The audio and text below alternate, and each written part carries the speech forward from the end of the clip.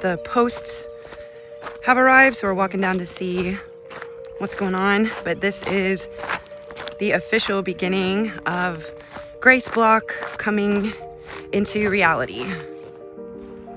All these orange flags are kind of designating the rows and where the posts will go. Some leftover wildflowers from last year came back. This is where the guys were clearing and preparing for grass, and you can see the hay is down.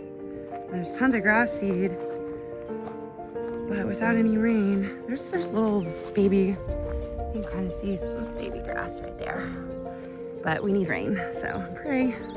The posts came on this big truck, and they will be going in with that machine. Hey, can you read what his sign says on the back of this machine?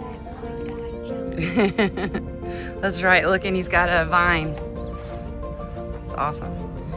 Yeah, this is what will be driving those posts into this hard ground. So these posts, there's the famous guy right there. I love the back of this, it's awesome.